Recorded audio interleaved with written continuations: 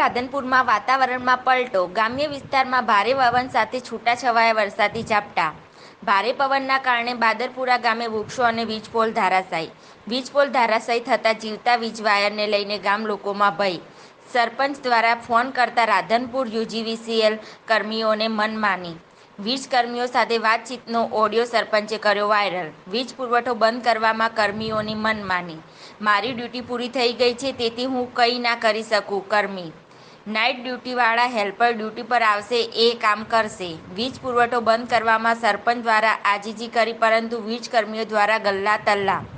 જીવતા વીજ વાયરને કારણે કોઈ દુર્ઘટના થશે તો જવાબદાર કોણ? સરપંચ. છેલ્લા 1 કલાકથી ફોન કરવામાં આવ્યા છતાં કર્મીઓ દ્વારા કોઈ જ જવાબદારી લઈ વીજ પુરવઠો બંધ કરવામાં નથી આવ્યો. મુકેશભાઈ સોલંકી છે, મારું ગામ બાદલપુરા છે.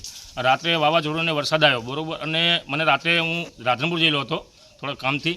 તો આ લોકોએ મને ફોન કર્યો કે થાંભલાનો વાઇટ પડી ગયો છે અને થાંભલો પડી ગયો, બરાબર. તો મેં અધિકારીને ફોન કર્યો, તો અમારા અધિકારી હેલ્પર છે અને જીતુભાઈ દરજી કરીને છે.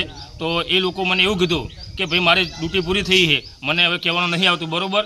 અને લાઇટ માટે મેં 1 કલાક અધિકારીને ફોન કર્યા, મારી પાસે રેકોર્ડિંગ છે, સબૂત છે.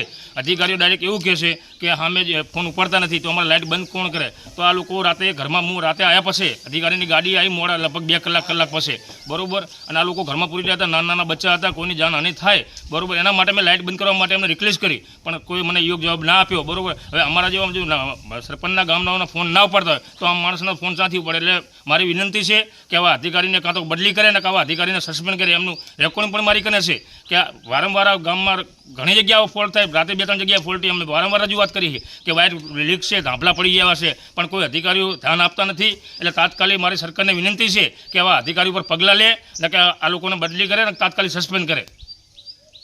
તમારો શું બનાવ બન્યો હતો? અંબાબેન મહાદેવભાઈ જેઠાભાઈ સોલંકી. શું બનાવ બન્યો હતો? આ વાવાઝોડું વરસાદ આવ્યો, એમાં થાંભલા અને લીમડાનો કરંટ ભેગો થયો ને તો એકદમ શોર્ટ માર્યો તો સાહેબ બધાય ઘરમાં પૂરાઈ ગયા. 2 કલાકથી અમે ફોન કરતા હતા, પણ કોઈ અધિકારી ફોન અમારા નહોતા ઉપાડતા. સરપંચને ફોન કર્યો તો સરપંચ કે ફોન કરે છે, તો સરપંચને ફોન નહીં ઉપાડતો. અને અમને આગળથી એવું કહે છે કે સરપંચને જણાવો તો અમે સરપંચને જણાવીએ. સરપંચ તો કહે છે કે હમલો ફોન નહીં ઉપાડતો. તો અમારે સાહેબ જીવવાનું કેવી રીતે?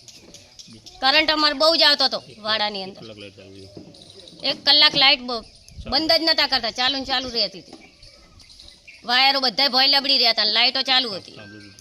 અને થાંભલો થડમાં તૂટી ગયો તો મોટો લીમડો હતો ને લીમડામાં આડો પડી રહ્યો.